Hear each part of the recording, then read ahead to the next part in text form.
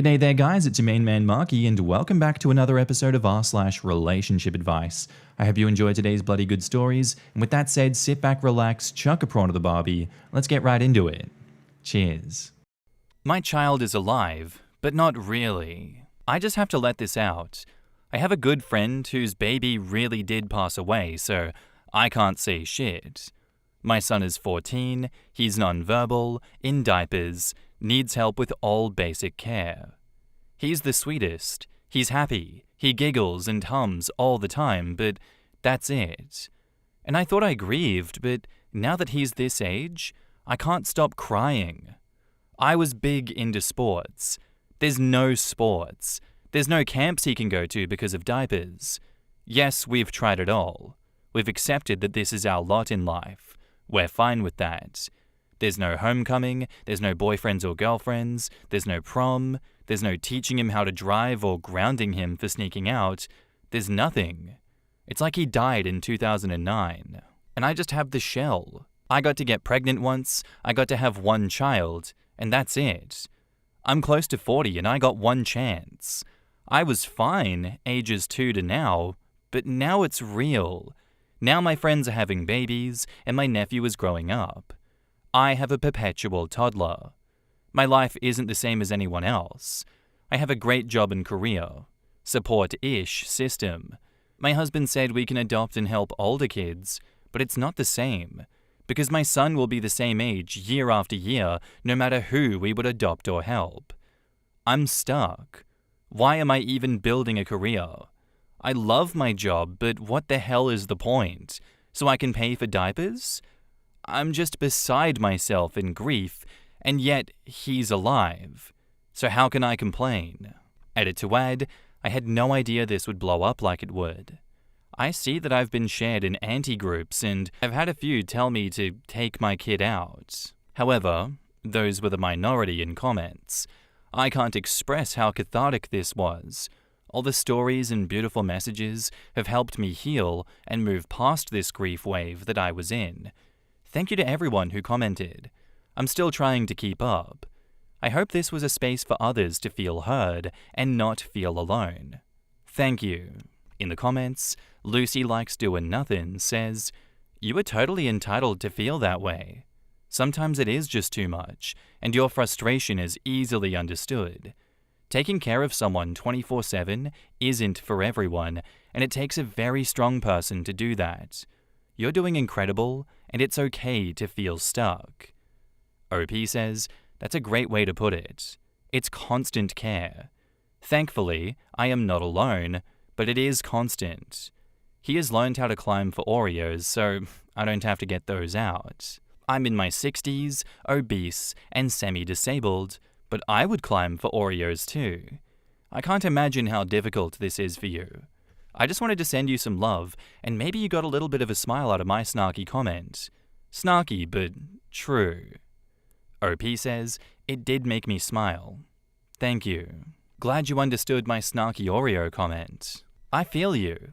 Our son was born normal and healthy, but was diagnosed with cancer as a baby. During treatment, he sustained a brain injury. He will now be living with us for life. I am beyond grateful that he survived, that I didn't lose him like other parents I met through the cancer journey, but I still have huge amounts of grief. I still lost my son. The boy he was before all of this is gone, and I have a totally different child now. I wonder what could have been. The personality he would have had if things were different.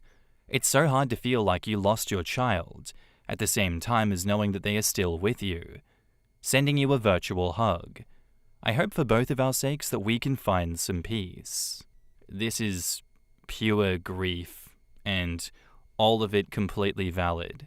OP, you are understandably mourning the life that you thought your son would have had and the life that you imagined for yourself as a parent. It's a sort of ambiguous loss.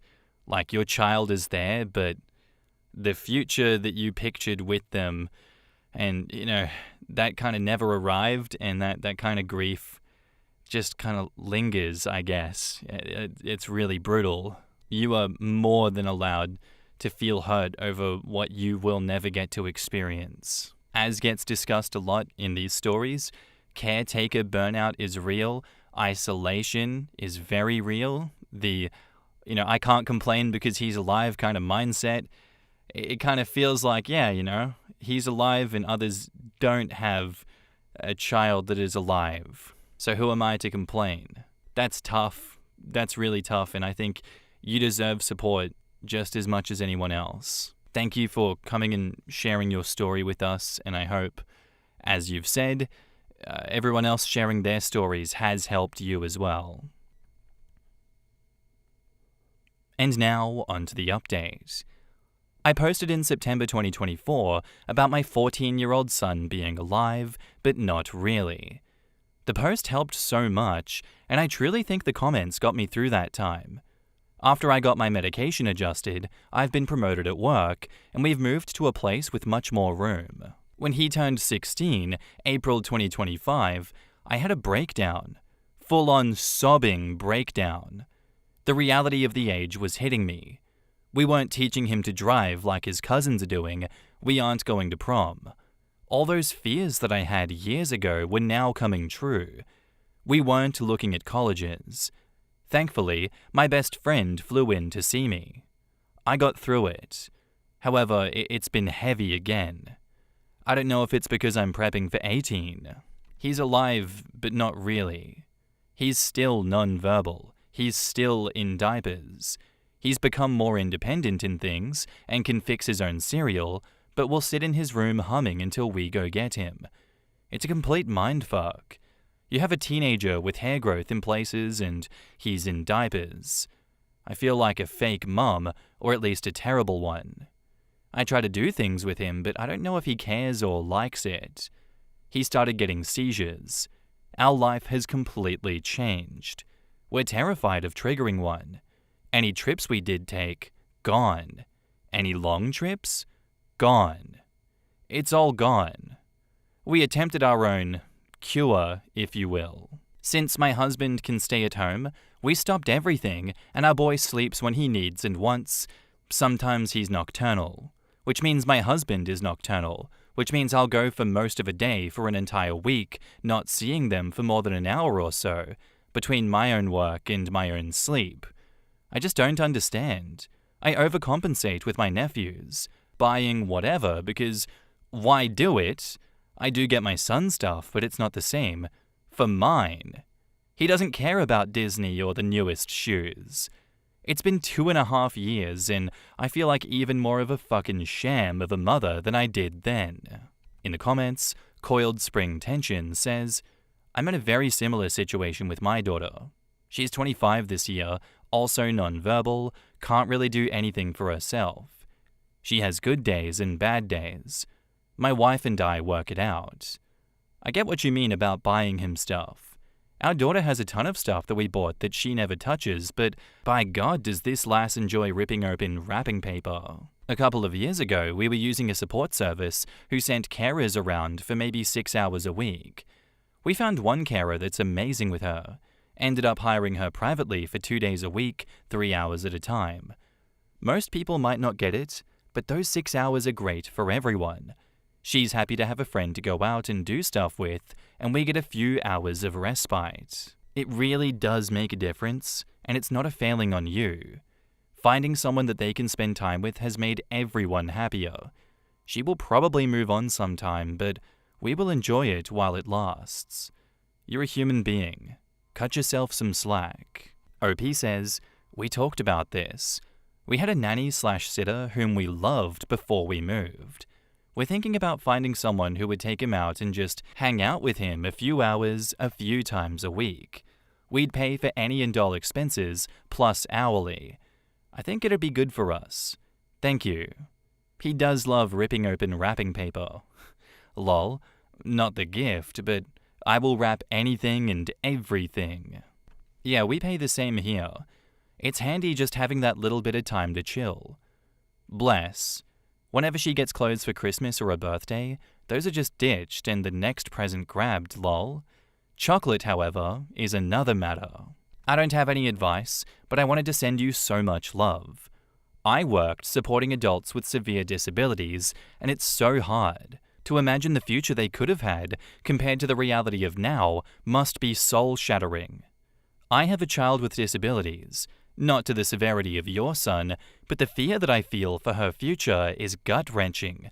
The vulnerability as she grows, and the guilt of knowing that she will probably never be independent. Please know that you're doing your best in an excruciatingly difficult situation, and that makes you an incredible mom. You're allowed to feel exhausted, resentful, and scared. That doesn't make you any less. It makes you human. OP says, resentful. Dad and I are trying to get better at taking ourselves out. It's easier to do alone, albeit sad. His giggles are cute, but his high-pitched ones are to tell me that he pooped his diaper, using an AAC. And then he giggles because he's embarrassed, I'm sure, while I wipe, and it makes me want to scream. I wanted to be a grandma. I wanted to have a kid-in-law. I just can't stop grieving. I feel like I wanted to read this one because it's different to what we normally get in these stories and in these episodes. This shares a much more brutal reality where it's not like anyone is an asshole and these kinds of situations can happen to anyone at any time. You can be able-bodied and all of a sudden something happens and you're no longer able-bodied, and this reflects many people's realities who can't just voice what they're going through, I guess. And oftentimes there are no answers that you can give. All you can do is share your story. Like, this is just chronic grief that will never get a break. It's been 2.5 years, and if anything, OP is going through it worse than she was before. I'm just here to say nothing about this makes you a bad mother, OP. You still show up, you adjust your life, you worry, you break down, and you keep going anyway. It just shows so much love, even when it feels empty or it feels unfair and it feels like you don't deserve to go through what you're going through. I do hope that you get some more support to help you ease the burden of all the responsibility that you and your husband constantly have to deal with. And I do hope that if you are able to do that, life gets a little bit better for you at least. Thank you for sharing your story, and thank you for coming back with an update. Am I the asshole for not agreeing to letting my husband replace his name with his grandfather's as our son's middle name? Hi. I really would like to know if I'm the asshole here. There are aspects of it which admittedly go against me. We're expecting our first child, a boy, and I'm due in March. My husband and I had gone over names. Our understanding was that the last name would be his, the middle name would be my husband's name, and while we were both going over first names, he used to defer to my choice as long as he was okay with the name. And fortunately, my first choice was one that he was good with, and that's what we have decided. Yesterday, he told me that he wanted to honor his late grandfather, my mother-in-law's father, by using his first name instead of his own as the middle name. He said his mother had suggested it, and that they were all close to him before he passed away of cancer that they had caught super late. So it was kind of untimely. I tried to be as diplomatic as I could, but I said that I don't think it's a good idea to do that. His reasoning was that the middle name was supposed to be his name, and he's just choosing to give it away to his grandfather.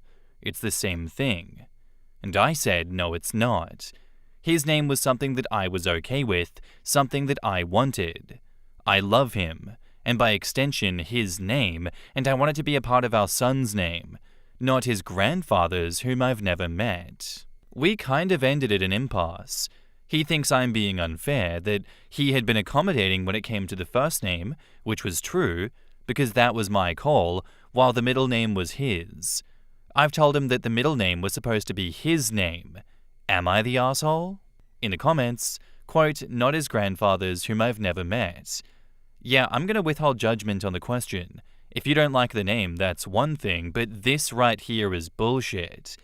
2 of my sons have wives' uncles' names. One has his first name, and another has middle name as a second hyphenated first name. I never met him. He passed away years before my wife and I even met, but I understand that he meant the world to my wife, and I was more than okay with him being honored like that. With our youngest boy, I had a different second middle name picked out of a list that included her uncle's middle name. When I told my wife which one I had picked, it was not her uncle's name. She asked me if we could use her uncle's name, and I agreed without even blinking. If you don't have a problem with the actual name, why not go ahead and let it be? My husband's middle name was his uncle's first name. Sadly, his uncle committed suicide as a young gay man, and so my husband was named after him. I think it was especially meaningful for my mother-in-law and her sisters, especially when my husband came out as gay. His aunties each had a son as well, and they all turned out gay, so it's been nice that with this generation, they were able to make things more accepting. OP says, that makes sense. We'll go with his grandfather's name. Good choice. I think you'll come to embrace it. I'm essentially the third parent to my nephew, and we loved his original name. Sadly, my beloved grandfather passed very soon after nephew was born, so to honor him, we changed his middle name to my grandfather's Hebrew name.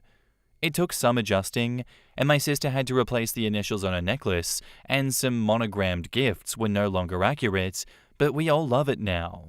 Granted, my brother-in-law also loved my grandfather, but even if he hadn't known him, I know he would have also accepted the change. I can't picture nephew having the other name now, and it gave him cooler initials, actually, because now they spell out a fitting and fun word. I understand with pregnancy, emotions and hormones especially, why it was hard for a moment to envision this change, but it will mean so much to your husband and his family, and eventually to you as well. The thing about not having met his grandfather is kind of a sick thing to say. Like it's just some stranger and not someone your husband had a relationship with. I never got to meet two of my partner's grandparents, but I'm still interested in knowing about and remembering them as people who shaped my partner and are a part of my lineage too now. I'm naming my baby after my great-grandpa, who I never met, but my mum remembers him fondly and has always liked that name. So I'm honoring her and the family patriarch. Back up to the post, there is an edit. I've read the comments, and thank you for the feedback. I guess the middle name being my husband's prerogative makes sense. I don't hate the name he's suggesting, and if it's important to him, then fine. I sound dramatic, I know, but I need some time to mourn the complete name that I had in mind. It was just the first name that we chose, followed by my husband's name, was just perfect in my mind. But I understand it's a compromise. I'm just going to take some time to process it. That's a tough one as well, because me personally, I thought this was kind of a not the asshole or no assholes here situation initially, and I know that's wrong, but I was on board with OP here being like, marriages and childcare and all of this, it's a 2 yes, 1 no kind of situation. It doesn't sound like they spoke through the terms of each name individually, because it kind of just sounded like his name gets to be the middle name, not he gets to choose what name becomes middle name. And then from the outside in, if you apply it to like the entire name, it doesn't feel like OP has much of a say at all in the child's name. Husband gets the last name, husband gets the middle name, husband gets to say yes or no to the first name. The only thing that OP has some control over is if she gets a yes or no to the name that she suggests for the first name. But anyway, that's just semantics. She had a name in her head, she got attached to it, and it's changing. Especially when you're pregnant, I can see where you're like, yeah, this is a lot to process. This is all hitting me like real fast. What is going on? But yeah, this isn't about your relationship with the grandfather. It's about your husband's relationship with him. Ultimately, the middle name was his call. He's using it to honor someone who mattered deeply to him and his family. I don't think that this change is completely unreasonable.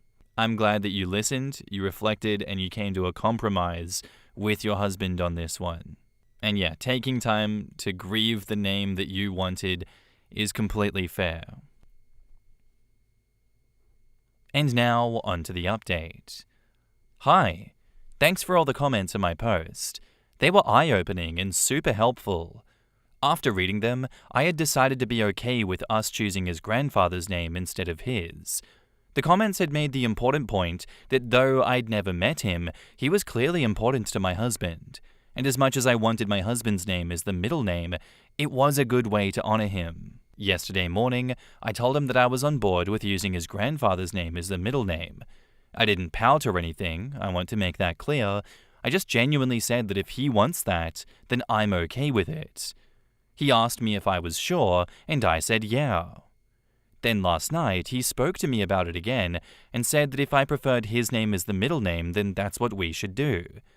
I told him that I'd come to terms with a change, and he said he'd pushed for the change because his mum had wanted it, and he thought he did too, but on thinking it over more, he wanted the name to be the one that I wanted more. He also said he loved how much I wanted the middle name to be his. Admittedly, I did still want that. I thanked him for being so understanding. We've always talked about 2 or 3 kids, so maybe we'll get the chance to honor his grandfather or grandmother again. Thank you for all the comments. I feel like we're in a better place for me listening to them. In the comments, it's always a mother-in-law who wants a second chance at naming a kid when she presumably didn't even do it for her own children. He already gets the last name, and you agree on the first name even though you came up with it, so yeah, the middle should be a compromise. I'm glad you worked it out. Wait, you both talked to each other, listened to each other, acted like you cared about each other, and were both willing to compromise? Reddit is broken tonight. I was definitely on the OP is the arsehole side for the original post, but if OP genuinely believes that hubby changed his mind for the stated reason and not because he felt like he had to, then I think we should obviously trust that. I'm glad that you two came to a happy resolution, OP. Maybe give your husband some time with this new information. Perhaps he will change his mind. I guess I'm sort of worried that he's relenting because he knows how much you want this. You know, happy wife, happy life and all. That's what I think too. If he's used to giving in to make his wife happy, it's likely that he's doing it now too, especially since she fought it originally. God damn it, Reddit comments and the nuance and devil's advocates that come down and pick apart a good resolution. In all seriousness, no, that does give me pause that perhaps OP is not as amazing as the story makes her out to be. Him being so flip-floppy with it, having the mother-in-law be the source of wanting this name, but at the same time, I get a feeling that he wants the name as well, but he just can't really say it because happy wife, happy life, he doesn't he feels the passive aggression from OP that she's not going to be happy and never really will be happy with this middle name, and that it might be a source of tension, so that he's just relenting and being like, you know what, it's not worth the fight, let's just keep it as it was. I can absolutely see that, and I can see OP not being the best person in the world, but at the same time, who is perfect? I'm going to give you the benefit of the doubt, OP, that you weren't being manipulative at all in this situation, and that he has decided to backflip on this, making that choice with full information of how everyone feels and where everyone stands and how he himself feels about the name. Maybe I've analyzed it too much, and the commenters that are saying, oh, he's just appeasing you, maybe they're just projecting. That's also a possibility. Maybe I'm projecting. I don't know. At the end of the day, I think trust your husband's words unless he gives you a reason not to. I see this as a win. Thank you for the story. Our next post is by user May Have Crossed a Line, titled, Am I the asshole for telling my husband that he's made me reconsider leaving him alone with the kids in the future? Hi. I wanted to get an opinion of whether I was in the wrong here. It was my niece's wedding this weekend. She's my oldest niece, the first among her cousins to get married, and I'm very close to her. There were also some events happening last weekend. So I had taken the last week off from work and flew to hers the weekend before. My husband and the kids, 12-year-old daughter, 10-year-old son, were supposed to fly in at Friday for the main event. Before I left, I had prepared enough food for them to last the while. The stuff they were planning on eating first, I had put in the fridge, and the other dishes in the freezer. All they had to do was let it thaw, put it in the pan or the pot, add some water, and heat it. I had even marinated some chicken separately for them to cook in the oven. For their school lunch, I had told my husband what had to be made for them, that it would take 20 minutes in the morning, so to factor that in. He had said he understood. Now, this is my fault too, but for the first 2 days, I made sure to ask during my conversations with them if the food situation was fine, but I hadn't brought it up later. Plus, all the events we were having distracted me too. When they flew in, I asked if it had all gone well, if the food had run out. He said no, there was more than enough, which made me feel better. But when we got home yesterday, there was way more food left than I thought. I brought it up and found out that even thawing and heating the food was too much to do after the initial refrigerated dishes, and they had just defaulted to eating out, and he had been giving them lunch money instead of homemade lunch. I was so annoyed, I told him that I was disappointed in him, that I'd have to now think twice before ever leaving him alone with the kids again.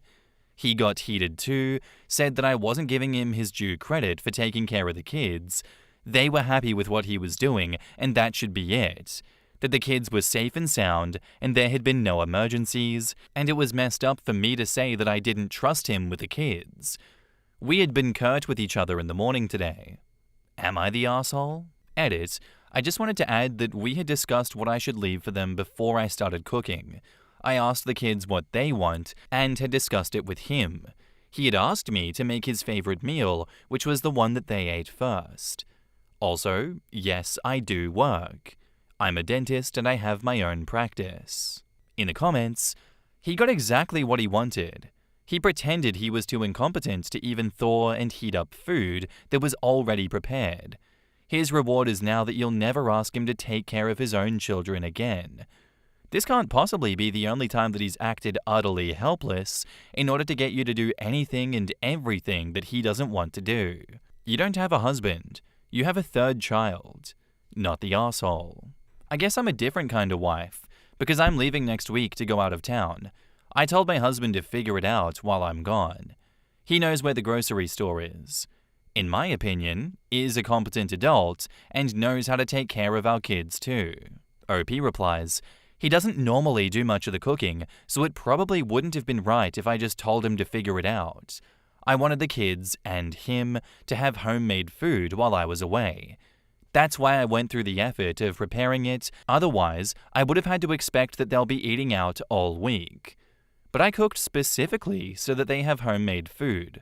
A meal out here and there is fine, but consistently over a week while there was a freezer full of food that I'd made is why I got angry. I've read most of the comments though, and maybe I'm the one who needs to stop planning ahead like this and let him handle it. Or at the least, I'm going to start making sure that my daughter and son can do it in my absence, if they want, without depending on my husband. At OP, did you actually say that you can't trust him with the kids, or just that this would make you think twice about leaving them with him in the future? I feel like if it was the second one, but he just took it as the first, which it seems like from the wording, then not the asshole. OP says, I said I'd have to think twice now the next time I have to attend something like this before leaving him with the kids. Editing again, a lot of people are saying that there was no need for me to have done the prep. I hear that. I'm not saying it's the best way, it's just the structure we have. It's just what the kids are used to, so I didn't want that disrupted. Normally, I pick up the kids on my way back from the clinic and make them lunch. Thrice a week, I go to a dental center in the evenings too, so before I leave, I normally have dinners set up and snacks made for them for the evening. So when I'm back, they're normally full and I can finish making dinner. So they're used to homemade food. And yes, I should start teaching the kids how to cook too.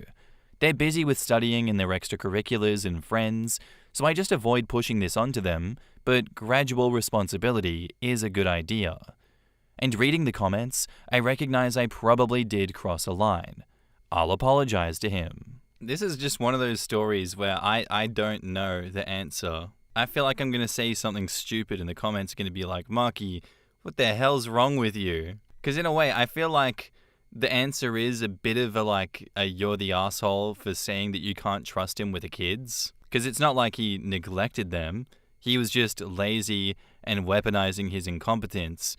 But on another note, I feel like it's a not the asshole because he shouldn't be doing that And I feel like you can be honest with your partner being like, I made all this fucking food for you. Why couldn't you just cook it?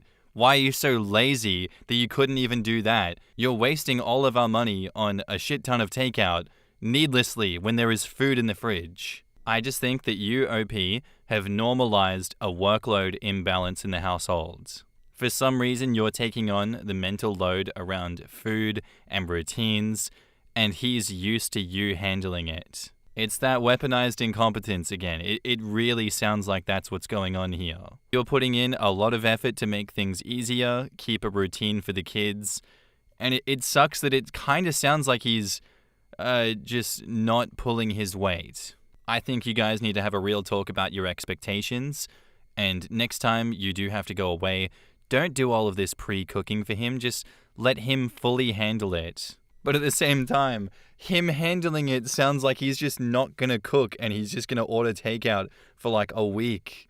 I don't know the answer. Oh my god. And now, on to the update. It was my first time asking for opinions on Reddit, and I'm fairly glad I did. The feedback was helpful. While my husband really should have told me beforehand if he didn't plan on heating up the food that I'd prepared, I crossed a line in what I said. It made me sound like I didn't trust him with the kids, which is not how I feel, but that is what it sounded like. I apologized to him for what I said. We had moved past it, but I still thought that it was best to get this out of the way, and he was cool about it. Said he understood why I reacted that way, so that's that. I've read a lot of the comments saying that I need to let go a bit, and maybe they're right. I've let it go for so long because I guess in my eyes, they're still my babies, and I didn't want anything to take away from their studies and friends and their fun. But I've realized I'm not doing them any favors by not slowly delegating responsibility.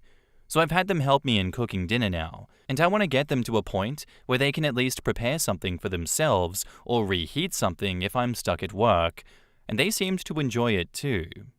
Thank you. In the comments, so now your kids also do some tasks, but your husband keeps doing nothing? You really missed some serious advice on the weaponized incompetence strategy from your husband on the last post. OP says, at this point, asking him to start learning to cook and clean is more trouble than it's worth. Oh, he won. Oh, no. No, he's an adult and can learn. You just don't want to. OP says, if I ask him to, he will. That's not the problem. It'll be slower, messier, and I know that this is the exact issue people had pointed out in me last time, but if I'm being very honest, I have the patience to guide my kids through it, but at this point it's too much to wait for my husband to catch up. I'd much rather it be done quick and well by myself. Commenter 3 says, gently, I need you to really think about this and why he finds this harder than your kids do. Or is it actually not that hard, but he just complains? OP says, I wasn't expecting this response here. I'm going to think about it. While it was pointed out last time and I pushed back, I do know that I have a tendency to want things right. But I guess it has to be a balance. Thank you. So now you have your kids picking up your adult-ass husband's slack. Wow. He really has it made, doesn't he? Dude, this is not a positive update. Your husband wasted your time by not owning up to being incapable of heating up dinner. I don't think at 10 and 12, your kids should be responsible for cooking their meals. My husband's mum did this because his dad is completely incompetent. Anytime we've gone over there to eat and she's not home, my husband has to cook because he can't figure it out. His dad can't grocery shop either. It's embarrassing. Your husband is more than capable of learning, he just doesn't want to. I hope one day you can leave him and have a much better life, and maybe meet someone that actually loves and cares for you, and respects you. OP says, girl, I'm turning 40 this year. My jaw dropped when I saw that she's a dentist that runs a clinic. How in the fuck do you have time to do all this prep work on top of the usual homemaker tasks and run a dental clinic? Is she chronically tired? Have no hobbies? How often does she see her friends? This feels like she's living a tough life and refuses to see it. You know how cartoon characters can run off a cliff but won't fall until they look down? Some people live in midair and know that everything hinges on never looking down. This is a perfectly evocative way to put it. Chef's kiss. I actually feel a lot of empathy for OP here. Obviously, she was out of line for that initial statement, but look at what her husband did and didn't do. He didn't apologize for his part in this, or she didn't include it, and he fed the kids takeout for most of a week. It's not like he's in the kitchen giving it a go and she's preventing him from making dinner. He obviously just doesn't bother.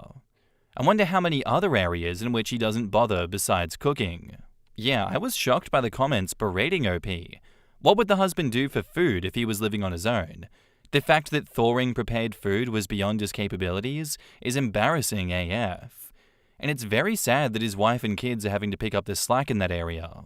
How do you toe the line in a situation like this where you don't go fully victim blaming, but you also get the person writing the story to wake up and do something about the situation that they have enabled?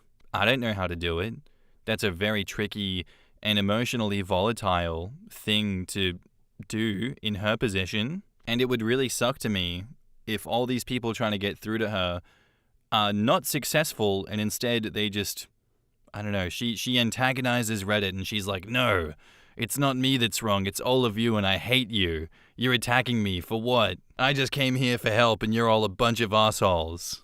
I think, after this update, not the asshole, but OP, you're still doing too much. Apologizing, owning your mistake, and changing your approach, A+, good stuff. Thank you for doing that, credit where it's due. But your relationship dynamic, protecting your husband from learning basic adult skills because it's faster if you do it?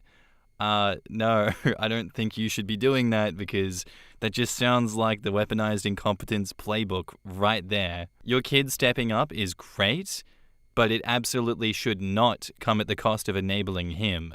You're not wrong for wanting things done properly, but you're also not wrong for being frustrated when he defaults to not even doing the bare minimum. Both of those things can be true. It's obvious that you love your life and you love your family and that matters, but I don't think you should be conflating this notion of like, this works right now, like this dynamic we have with this can't improve. I'm seeing a lot of denial there and I'm not liking it. You deserve a partner who carries their own weight in the relationship, in the household as well. Thank you for the story and thank you for the update. Our next post is by user Grand Yam, and it's titled, Am I the arsehole here for refusing to give a cat back to her previous owner after adopting her? I adopted a kitten yesterday from a young woman, earlier 20s, who had been debating for about 2 weeks whether she could keep the cat due to her mental health and overall bandwidth after adopting late December. Ultimately, she decided to rehome her to me after taking 2 weeks to think on it. I was initially introduced to her and the cat because my friend's co-worker, the woman's mum, asked at work if anyone knew of a good home, which is how we connected. My partner and I already have another cat and had been intentionally looking to adopt for a few months. We brought the cat into our home and started the adjustment process just yesterday.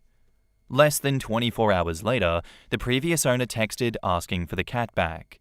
I responded kindly, but said that we felt committed to keeping her after all the time and prep into welcoming her into our home.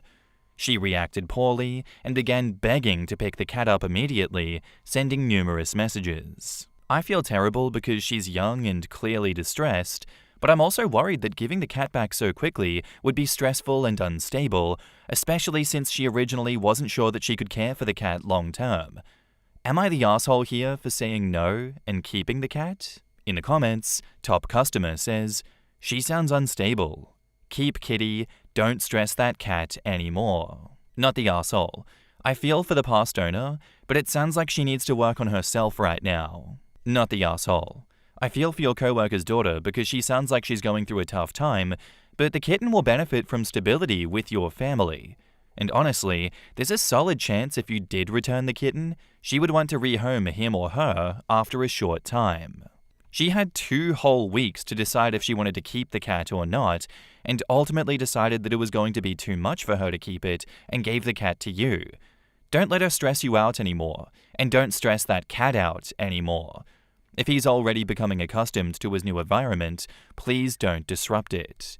She'll be okay. People like her really piss me off. And maybe it's like a messed up thing to say as to my reason why people like her rub me so wrong. But genuinely, I feel like those types of people lack self-awareness and lack any sorts of empathy for the animal and the situations that they put these animals into. And on top of all of that, I feel like that barrage of messages shows that she is clearly unstable. She genuinely does not care about how her actions affect the cat's well-being, the cat's stress levels. She's just immediately being like, give it back, give it back, give it back, give it back. Because at the end of the day, it's about how she feels. It's what she wants. Her emotional stability is dependent on just having this inanimate object, I guess, in her life. Because if she were rational, if she were empathetic, she would realize such a snip, snap decision for this cat is going to really mess the cat up. But no, it is all about her. It is all about what she wants right now in this moment. Consequences be damned. Screw that. She had 2 full weeks to decide. She actively chose to rehome the cat, and you took that responsibility seriously. Pets are not emotional placeholders that you can pass around all over the place whenever you make a regretful decision. That cat deserves stability. I think you handled this the correct way, OP. You offered the cat a consistent home. That's what the cat needs. You should not give the cat back. Do not fall for her emotional trap. And now, onto the update. After my original post, things escalated further. The previous owner continued begging for the cat back days later and offered to send us money for another cat. Now her mum has also started contacting me, and my friend, her co-worker, listing the original adoption fee, supplies they purchased, and is now asking us to reimburse them for these costs. I already sent them money the day of the adoption for the supplies. No additional payment or reimbursement was ever discussed or agreed upon as part of the adoption. I've already said no to returning the cat, and now I'm feeling extremely pressured to either give the cat back or pay them. Am I the asshole for refusing to return the cat and refusing to pay them? In the comments, Lunoko says, "Of course you're not the asshole. They seem extremely unstable and not concerned about the cat's best interests. At this point, you might be able to report them for harassment, but otherwise block them. Do not pay them another cent. Get the cat microchipped under your name and address. Take them to a vet for a checkup and get any needed vaccines and make sure everything is in your name. This 100%.